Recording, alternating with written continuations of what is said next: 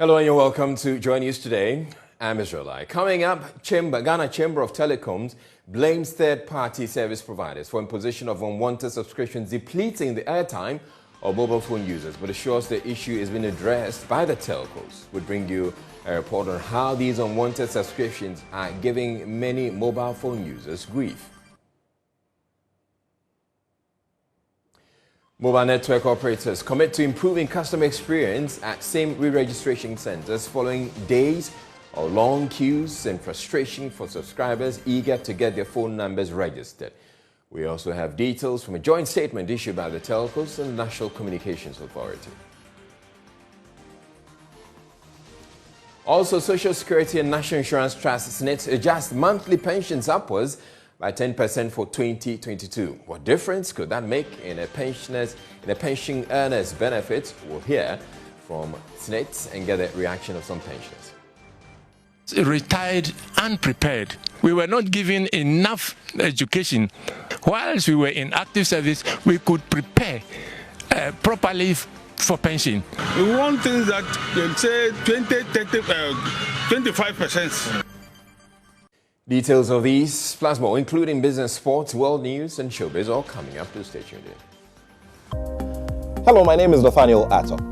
You can catch up with all the fun and inspiration on the Joy Sports link here on Joy 99.7 FM, together with all other shows over and over again. It's very simple. All you need to do is go to myjoyonline.com/podcast and relive all of those fun moments over and over again. Joy 99.7 FM, your radio for discerning listeners.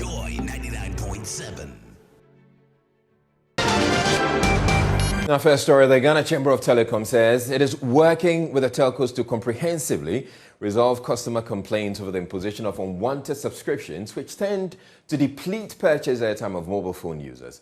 There's been a campaign in recent weeks to expose some of the service providers who piggyback on their collaborations with the telcos to sign on subscribers who often have no idea what they've signed up for.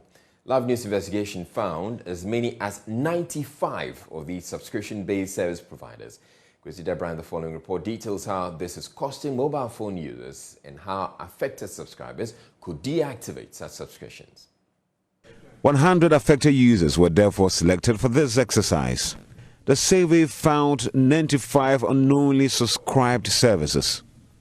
Out of these services, Games 24 Pro, Jobs.go Plus, M-Scorer, RD Sexy Pink, a music app constituted the frequently occurring services from 6 and above. RD Sexy Pink and Jobs.go Plus were found among 12 users. Games 24 Pro, a music app, on 12 and 13 users respectively. M-Scorer took the first place, being found with 20 users. Our survey found the subscription charges range from 19 pesos to 85 pesos. One of the subscriptions which appeared in 35% of the affected users was M-Scorer. This service carries a hefty price tag of 75 Ghana pesos. Just when we thought we were done, we chanced on another service known as Premium Trivia. Premium Trivia topped with 85 pesos. According to the CEO of the Chamber of Telecommunications, Dr. Kenneth Ashibe, many of these unsolicited subscriptions are being perpetuated by the National Communications Authority licensed third parties. Third parties who have been given licenses by the NTA, and some of them, true, they don't go by, the processes. So I know what the networks are trying to do is to make sure that for every subscription that you do, you are giving the option to sign in, So all of those are kind of policies that we're trying to get enforced. Dr. Kester Quest Afechi of the Ghana Telecom University, who has no idea of how he subscribed to one of his 4 subscriptions, believes mobile users subscribe to these services unknowingly. He said these requests to subscribe appear at the end of calls and sometimes text messages. Okay, so normally when people make calls, then they realize that there is a pop-up that comes. So they click on these pop-ups without knowing that these pop-ups will lead them to subscribe to things that they have not intended to subscribe to. And some of these things ended up deducting money from their accounts. So they also receive text messages sometimes, and then these things pop up as well, and then they click on it. So most of the subscribers of the telecommunication network don't actually subscribe to them as regularly as other subscription services are. So for example, if you want people to subscribe to a particular service, you have to first advertise the service, and then they will have to use a short code to get access to that service. So they enter the short code and follow the prompts, and then they can now subscribe to the service that you want them to subscribe to. But what is going on these days is that, as I said, immediately you finish the call, the pop-ups comes, and sometimes there is no message attached to the pop-ups. It's just a message that comes with an OK. You click on the OK, leads you to another one. Some don't even lead you to anyone. Before you realize, you subscribe to some of these services. So that is what subscribers are going through these days. Yeah, for the telco services, what they have to do is to monitor their network and then be sure that the people that they give access to for certain services don't abuse it by using these things to extort money from their subscribers. Because if monies are getting deducted from the subscribers' accounts and they realize that if they use this telecommunication network, their credits run down, they would end up using other services, because the subscribers are going through a lot when it also comes to this mobile money services, the scammers, and all those kind of issues when it comes to the WhatsApp they use and other services they use with their mobile phone. So when this one adds up to it, it creates a burden, and they feel that the network is not secure again. So they will better go to network providers that provide them more secure communication and also ensure that their subscribers are well protected. So one of the things also that the telecommunication services can do is to send messages regularly at the end of the month to alert subscribers in terms of some of the subscriptions that they have, so that when they go through the list and they realize they've not subscribed to a particular service, they can remove that. And they have to make the process of the removal also very easy and simple for the subscribers, so that they will not go through the headache trying to find out how can I get off this or whatever. In the meantime, Dr. Kwestafechi also advises mobile phone users against clicking on pop-up messages. He says mobile phone users can simply click on the power button. Reporter for Joy News, Kwesi Deborah. So the question is, why do mobile telecom service providers give access to third parties to offer these services without the consent of the mobile phone users? Issues of data protection also come up. So how about the NCA's responsibility of ensuring that the telcos do not exploit customers? Data protection expert and former chief executive of the Ghana Data Protection Commission, Mrs. Teki Akwete Falconer, and CEO of the Ghana Chamber of Telecoms, Dr. Kineshigbe, have been speaking with my colleague Benjamin Akakpo on News Desk. There was a session that was delivered by Ernest Osepoku, who spoke about this unsolicited electronic communications and the challenge there. And at that session, that's where we put out those numbers that the various operators had done to help customers, know subscriptions that they have, so that if there are any of them that had been added that they either did not know about or did, without, really looking at, they can clean it up. And then also there's been quite a lot of work that has been done by the operators themselves. And one of the things that have been, policies that have been put in, is ensuring that there is a two-tier process of signing on to these subscriptions. You find out that in the past, you used to have the situation where, you might go to a website, you provide your data, your information, there's a link there, you click it, and then you are signed on to a particular subscription. And so to make sure that the consumers give their consent, so it's been made a double-tier process where you need to confirm that this is a particular subscription that you want. Then also there are various ways that beyond customers themselves dialing the various short codes that the various operators have provided, the operators themselves also go in to clean up, some of the subscription. So a typical thing they will do is that if they find out that for some of the operators, if about 30% of your total monthly spend is spent on some of these subscriptions, it's definitely likely that, this might be something that you might not have consented to. So those ones could be deactivated. The situation in which maybe a request for payment would have been sent to you 3 times and you've declined. It tells that this is a subscription you are not interested in. Those ones are taken off. So that's several, and then they look also at your patterns, if there's a drastic change in them.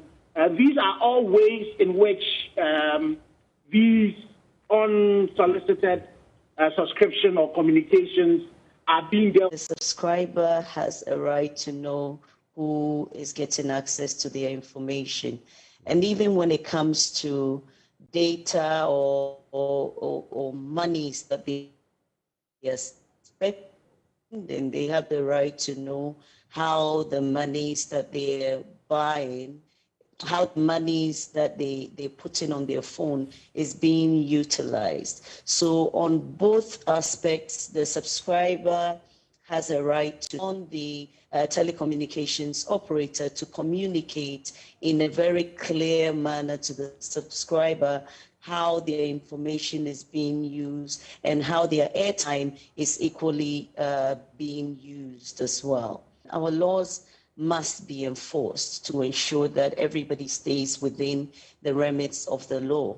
If you look at billing, even from the telecommunications perspective, I do not think that as subscribers, we have very clear views on how we are billed and how monies that we put on our phone is utilized. And that is one flaw where the communications law clearly spells out that, the customer and the subscriber should be giving clear information. Aspects of the enforcement also rest on the individual.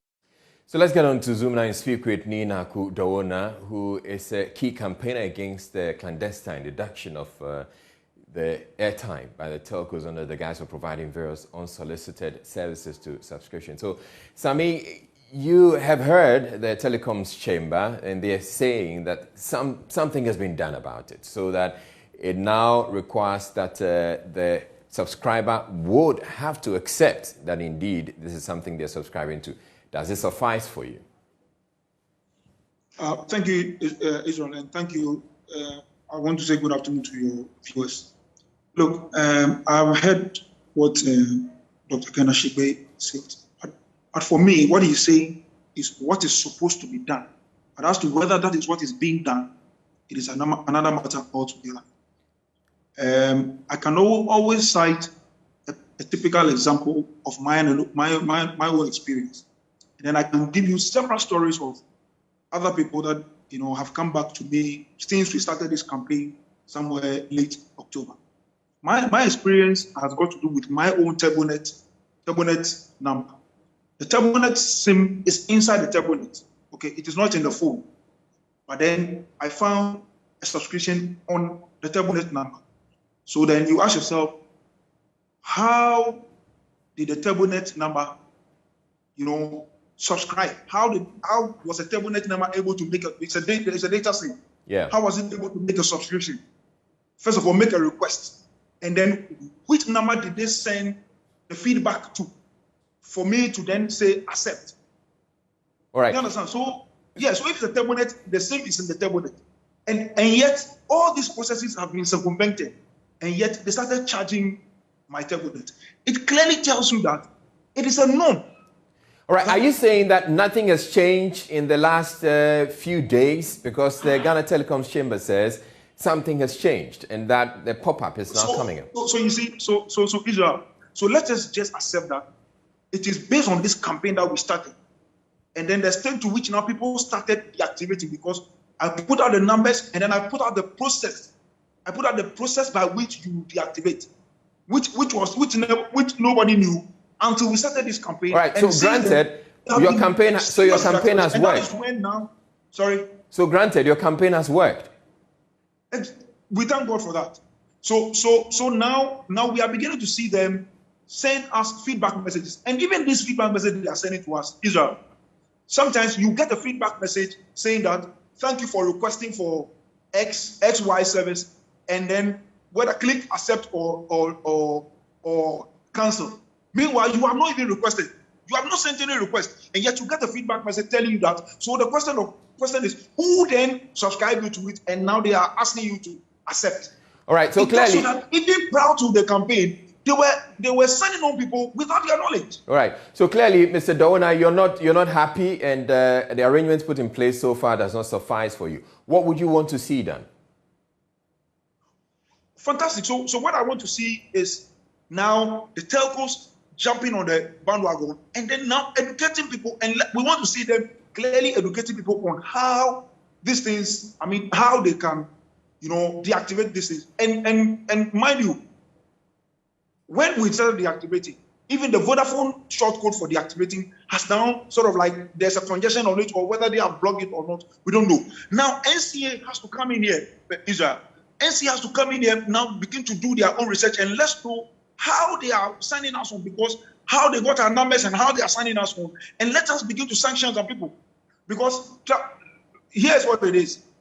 They tell you that, it is their third party VAS providers who are signing us on. But the law doesn't stop at the gate of the third parties. It stops at the gate of the telcos, because the telcos are the ones who have been given the mandate to sign us on and to protect us. And they are the ones who have chosen to give that role to their third party. So when NCA is coming, when the law is coming, the law is not coming to arrest any third party. The law is coming to attack the telco. You understand? So they are supposed to be doing all these things all this while. When I started the campaign, my target was the third parties. And if you see the start of my campaign, it was clearly against the third parties. But when I found out the law is on them, I now turn my attention on them. So it's not as if we want to do a smear campaign, but that's what the law says. The law holds the telcos responsible, and so that's why we are all pointing our fingers at the telcos. So NCA need to come in. I believe, and this is my personal belief, I believe that this vast traffic is supposed to be an interconnect traffic. That's what I believe. Maybe I may be wrong. It's supposed to be so why do we have, for instance, an interconnect clearinghouse who can sort of like sit in the middle of these activities and make sure that these things are cleared very well, and to make sure that if any traffic is sent to anybody in terms of VAS, it goes through the interconnect clearinghouse, so that we look at all this and make sure that we clean it up, make sure that people have actually requested. Because now people are getting feedback messages say that you have requested for this, and I click accept or not. All right. But as to whether the person has actually requested or not, we don't know. But if there's an interconnect clearinghouse looking at all these things and clearing, I think something can work. That is my own opinion, but I don't know. All right.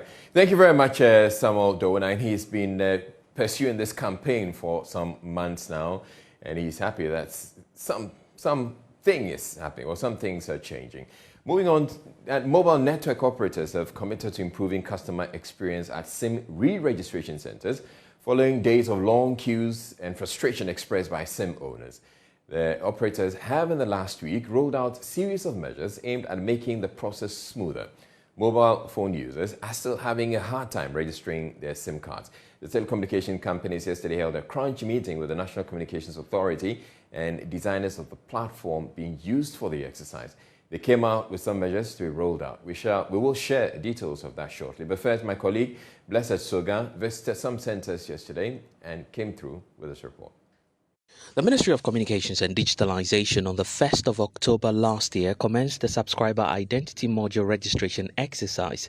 As required by the legal instruments governing the process, the regulation mandates network operators or service providers to activate a subscriber identity module only after the subscriber registers the SIM as directed by the National Communications Authority. On this very forum, we indicated that we would commence SIM registration in March 2020. However, due to the pandemic, we were unable to do so. I'm happy to announce that the Ministry and all stakeholders in the sector will launch the national SIM card registration exercise across the country next month in October.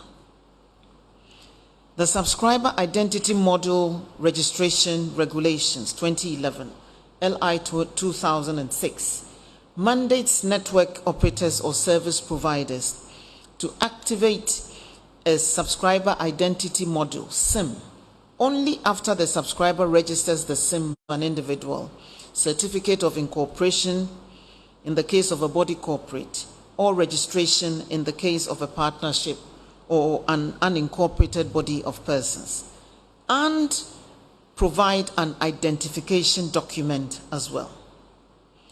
Only the national ID card, the Ghana card, issued to an individual shall be used for registration of SIM cards of citizens, foreign residents in Ghana, and foreigners staying in Ghana for more than 90 days. In the case of foreigners staying in Ghana for less than 90 days, a valid passport or other travel document will be required. This isn't the first attempt to register SIMs, but all previous efforts failed because of the lack of a verifiable, secure identification document. With less than 2 months to the end of the exercise, many mobile users are still raising concerns about long queues and other operational issues that are creating challenges to the smooth rollout of the process. In a bid to address the public concerns, the National Communications Authority announced that it was taking additional measures to create ad hoc centers at lorry terminals, churches, and other public places to decongest other populated areas. However, several days after the directive, the conditions remain unchanged at many of the registration centers. At First Stop, a suburb of Nungwa here in Accra, some of the registrants who spoke to Joy News say authorities have to act fast to resolve the situation before the deadline. Months that I've been working here, it's very difficult as it is. Everywhere you go, you are very stranded for registering a SIM card, just for a SIM card, wasting a whole lot of days throughout here, and it's very frustrated. So we are appealing to the authorities to do something about it. They should have extended the days or the numbers that we could have time to do it, because some people, we are supposed to go to work or do our routine, normal routine, but we are here to stuck over here throughout the day, and it's wasted, and it's very frustrated. So we are pleading to them, because here is the case, the network is not working. I have been here getting to 2 hours now, and still I'm not hearing anything from the network or whatever it is. So it's becoming frustrated. I was told people are here 3 o'clock dawn, and they are numbered, but still some of them are still here before I came to meet them. So just imagine if the network is working now, we that came about 2 hours or whatever it is, what is going to happen? And it's very, it doesn't make sense. So we are pleading to them to do something about the time being or the factor of it, so that we'll see what we can do about the chip. I get here 3 o'clock in the evening. Please, they should help us. Some of maybe next week I'm going to work. They should help us. The network is no good. I beg. All the time, they should give us enough time so that you can do it. Although the network was functional at the registration center at Osu, registrants also say a lot more needs to be done to deal with congestion at the facility. Around this time that the time is drawing nearer, there should have been a mechanism. Like you can see that a lot of people are here. I was thinking that a personnel can come outside, set another table so that the registration will move faster. Rather than us queuing here for long hours, I don't even know whether I'll have the patience to wait or I will go and come another time. Other areas such as the Vodafone outlet at Circle and the MTN outlet located a few minutes away from the Nima Junction appear to be in order. As we want it. It's fine. And this is my first time of coming here. But I've done some at MTN and Vodafone. But that place is also okay. And here it's moving faster than the others. All right, so let me share with you the new measures to be rolled out by the telcos and the NCA to improve customer satisfaction or customer experience. And this is a joint communique between the National Communications Authority, Airtel, Tigo, Glo, MTN, and Vodafone. So it says the Board of Directors of the National Communications Authority yesterday afternoon, which is met with the chief executive officers of mobile network operators and the developers of the SIM card registration application.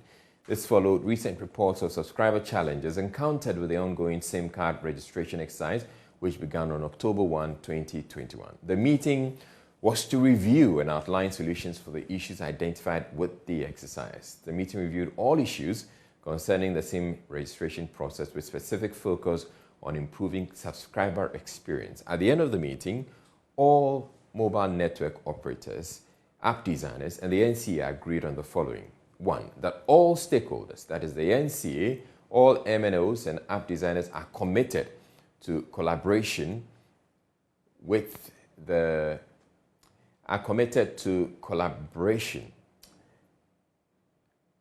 All right, let me just go back to rates. Okay, that all MNOs will work to improve customer experience at various registration centers, reduce and eliminate long queues as stage 2 of the registration. That all MNOs will take urgent steps to increase number of agent staff undertaking the biometric capture at the stage 2 of the exercise, opening up additional registration points and increase the number of devices for the biometric capture. That the MNOs will publish the locations for the SIM registration for subscribers to easily locate centers close to them. That there will be continuous updates of the SIM card registration application to ensure it is robust and efficient at all times. That there will be deeper collaboration to ensure that all associated challenges with the SIM card registration exercise are addressed promptly.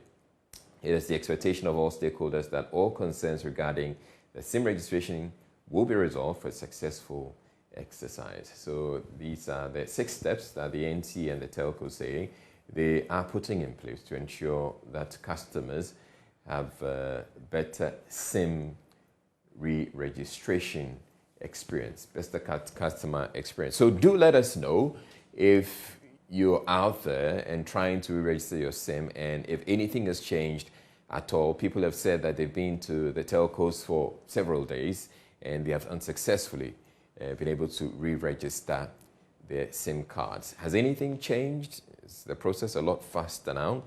Let's get back to our graphics and share with you what the ownership of SIM cards is looking like. We have 55.9% owning active SIM cards, and then 44.1% do not own active SIM cards.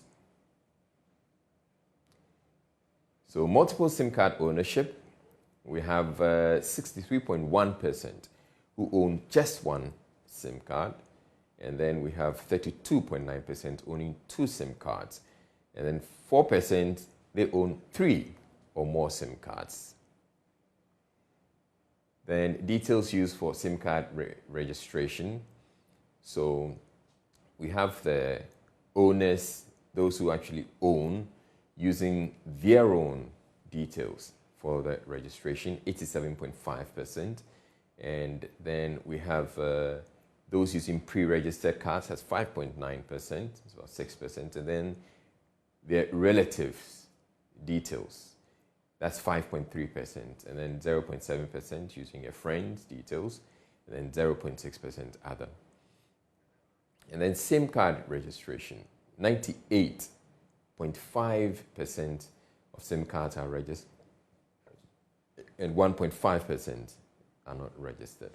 All right, so let's move on. Now, in the Social Security and National Insurance Trust, it says increased benefits to pensioners by 10%. The review raises the amount giving the least paid beneficiary to 332 cedis, 48 pesos from 300 cedis. Some 225,000 active pensioners are expected to benefit from the review. Addressing a section of the media at its 2022 indexation, Chief Actuarialist of SNIT, Joe Poku, explained the targeted inflation rate for 2022 is used as a benchmark for the review, or was used as a benchmark for the review, which is done in consultation with the National Pensions Regulatory Authority.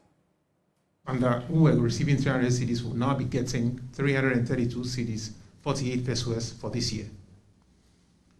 Now, for the highest pensioner in 2021, who was receiving 129,979 cedis, not 51 pesos every month. Let me say that, that's every month. That's what the SNET pension scheme pays to somebody on the pension payroll. Now for this year, this person is going to receive 142,564 cedis, 97 pesos every month. The scheme is paying somebody this amount every month. Well, Director General Dr. John Furetinkran has assured SSNIT remains committed to paying all legitimate benefits accurately and timelessly. We are committed to continue to pay pensions accurately, continuously, and promptly to all those who qualify to receive the SSNIT pension. Just so that you know, up until November 2021, which is the 11th calendar month just before we went to spend Christmas, we had paid about 3.3 billion Ghana cedis, 3.3 billion Ghana cedis to pensioners in various forms of pension and associated benefits. And that works out to be about 300 million Ghana cedis a month. 300 million Ghana cedis a month. And I know when we do these things, this is of public interest, so there are even people watching us on the internet, people abroad. 300 million Ghana cedis a month is approximately, call it $50 million a month. $50 million US dollars a month that we pay out. So it's a substantial sum of money that we administer, and we are committed to make sure that we do so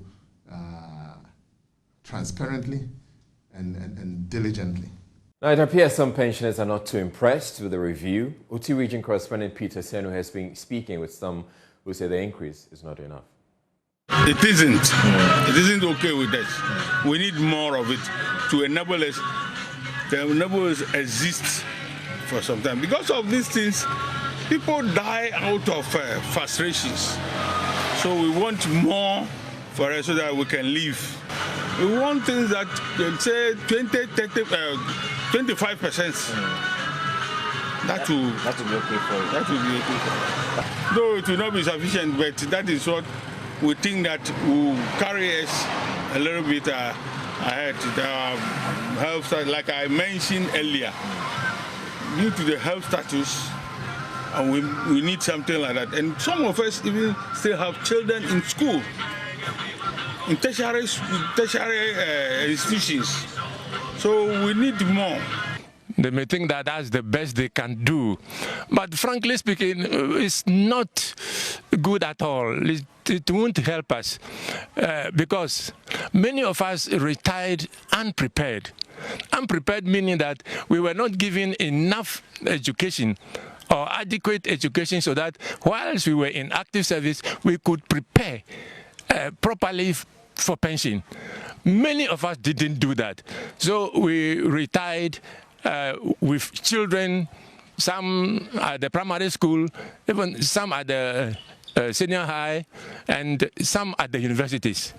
So when the monthly pension comes, you must manage all these in addition to your home maintenance. So, my brother, it is not good at all.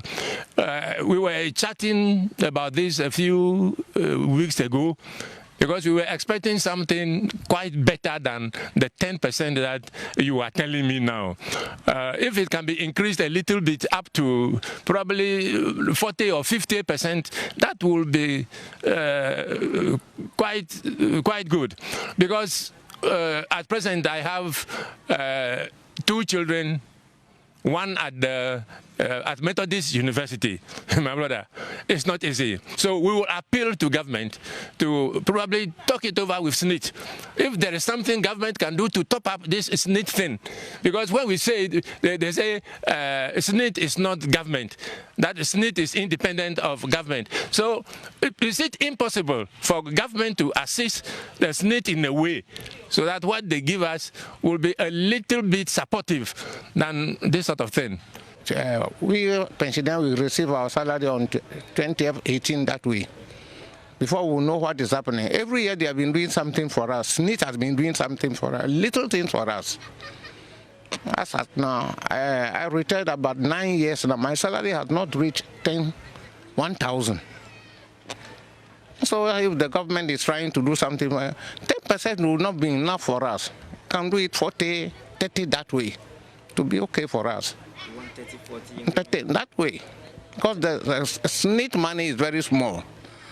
If we have to go to Cap 30, it's okay. But at times, they came and deceive us that Cap 30 is not good. So they put us on SNIT.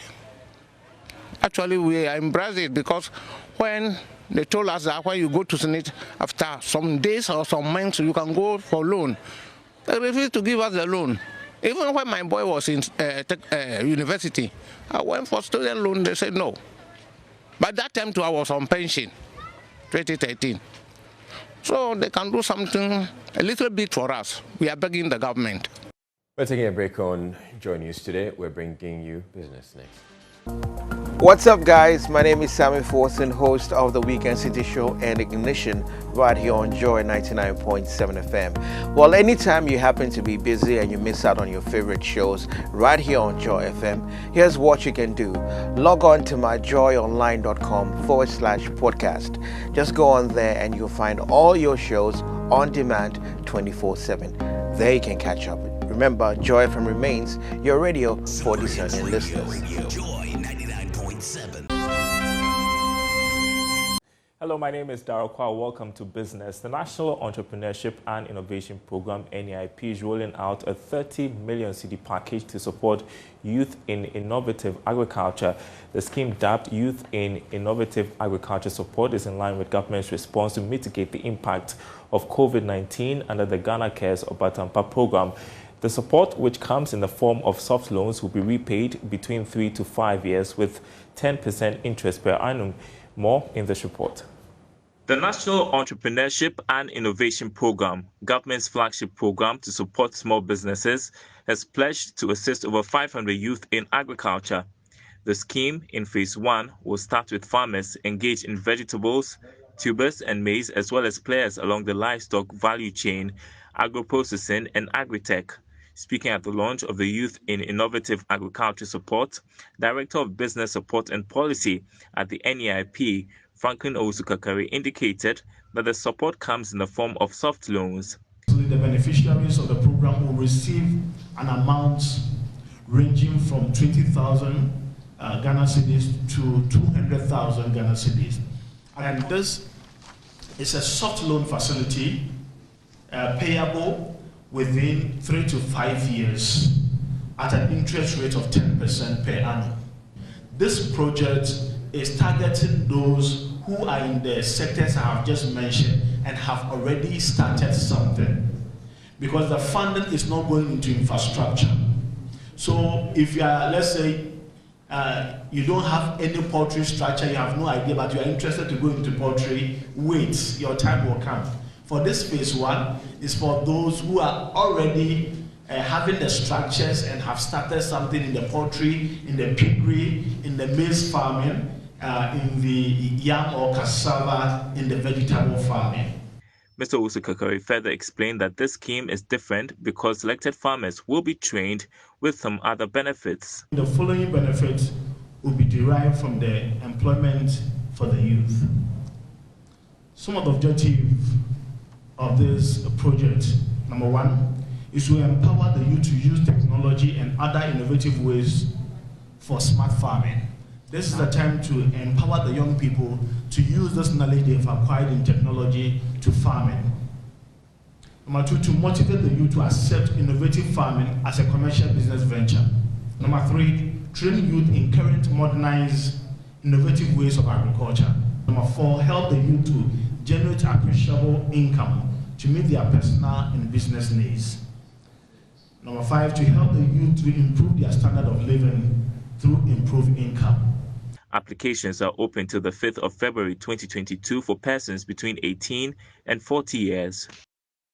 In other news, requests for dollars through the forward auction sale witnessed significant increase in its first trading of the year. According to results released by the Bank of Ghana, $235 million in bids came from banks and businesses. However, the central bank disbursed all the $70 million that it had made available. Meanwhile, the Bank of Ghana has been giving reasons for the significant increase in dollars in its first forward auction for this year. Here's more. The Bank of Ghana's sources say that the auction was based on daily polls carried out by the regulator, which showed demand for the first quarter of this year usually picks up strongly.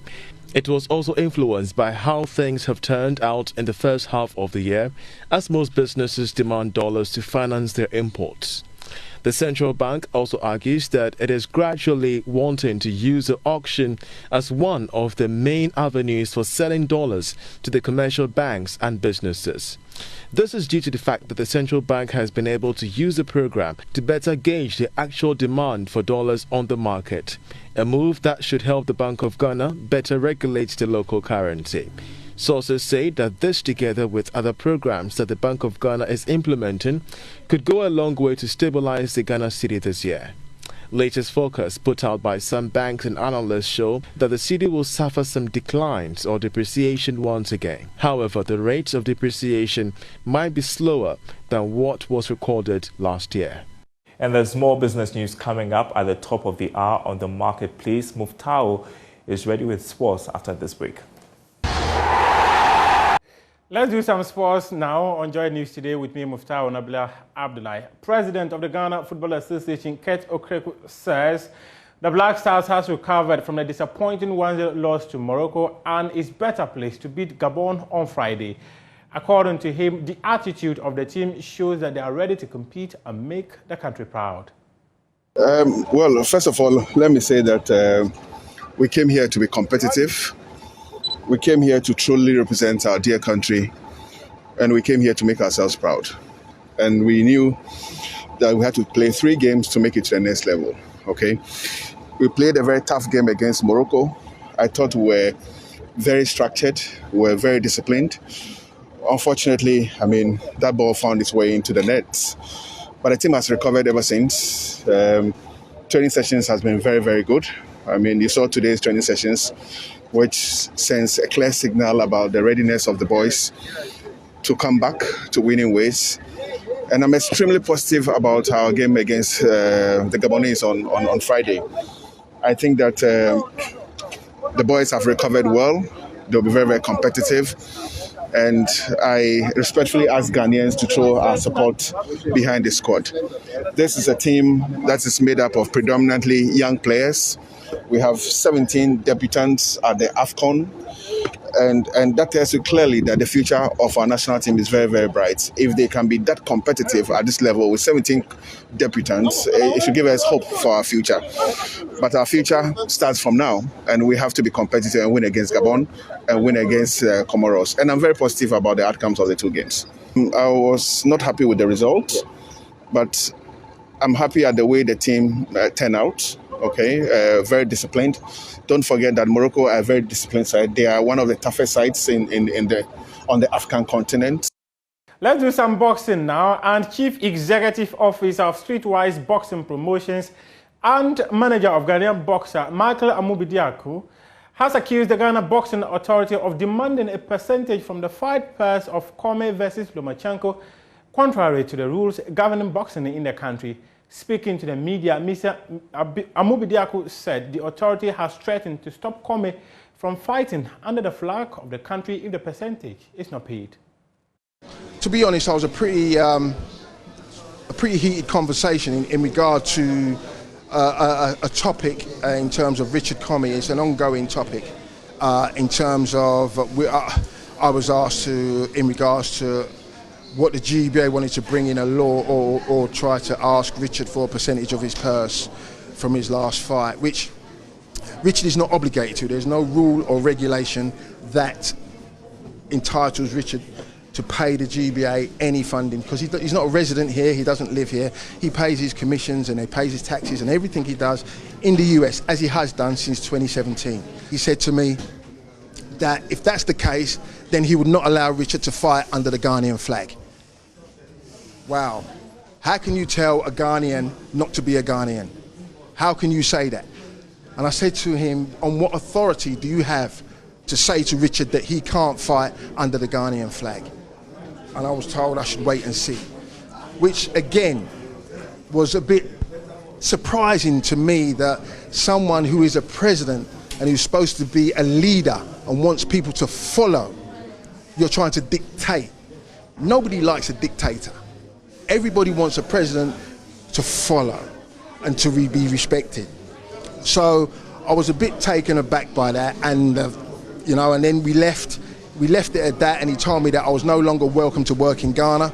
I was no longer welcome to work in Ghanaian boxing, and I'm cheating Ghanaian boxing. Quite an interesting one. We'll continue to follow that story and bring you further details. Just by way of camp news, Andre Ayew was unable to train today with the Black Stars, but there's a hope that he'll be available for the game on Friday against Gabon. We have more sports stories on myjoyonline.com. Up next is World News. Ghanaian boxers. Well, if this is cheating Ghanaian boxing and Ghanaian boxing, please tell me what else is anybody else doing? But does any president of an association in the country has the... Hi, this is Lexus Bill, host of Drive Time on Joy 99.7 FM. Listen, you don't have to worry if you miss Drive Time or Personality Profile. It's going to be live on our podcast page. Just log on to www.myjoyonline.com/podcast. You can listen to Drive Time, Personality Profile, and any other of your favorite shows on Joy FM on that page. You don't have to miss a show at all. Joy 99.7 FM, radio for discerning listeners.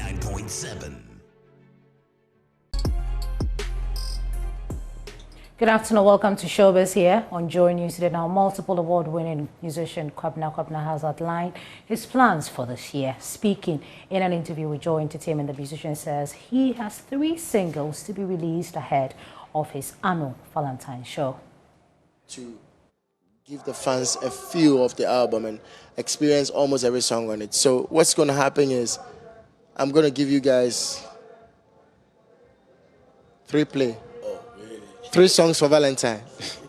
Okay, so that will be in February. It will be before Valentine. So I'm going to release those songs for you to actually soak it. It's for it to gear you up to my Valentine concert. I mean, Corona boy, COVID boy. I mean, our Valentine concert is coming back in February. So I'll give you some songs to actually feed on before I meet you in February. Away from Kwabena musicians Kwame Yuji and Kiddy have expressed excitement at holding their first concert at the Indigo O2 Arena in the United Kingdom. According to them, it's every industry player's responsibility to project the Ghanaian sound, thus they are taking the initiative. So what we can do is come together, work together. Charlie, when we all become big, you can decide that, okay, may see, but as we're all now coming, we need to learn from what the others are doing right. Instead of fighting, and I think pick the good things from it. It needs to be done. Somebody has to do it. Maybe it would have taken, some time, but it needed to be done. We can't just sit there and hope that, if not as somebody will do it, Charlie, which will be people. So once it's been able to be, some people are doing it. We've been in London to support other Nigerian acts before. We were backstage at Mayor Kohn's concert. It was an amazing. We were talking about, wow, when are we having ours? And we were having plans actually. We will have something like this, and we saw how much most of the Nigerians were backstage trying to gas the guy that, wow, this is amazing. And I remember I saved a video on Instagram of Shopsido, if you know Shopsido. Yeah. After CK's performance on Whiskey's concert, and they were all like, yeah, we are waiting for your concert.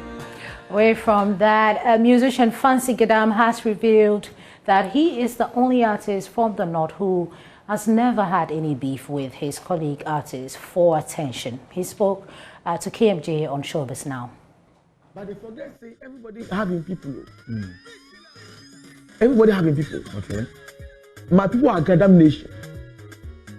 Okay. You understand? And they support Fancy Gadam, but nobody. Like, they see Fancy Gadam like a king. Like, they see Fancy Gadam, they don't see anybody when it comes to, sections, when it comes to, like, even at North, They don't see any other musician apart from you. There's Macasio. There's a lot of artists. Yeah, that a lot of artists doing well. I mean, in the world. You know, what are you talking about the world? Why?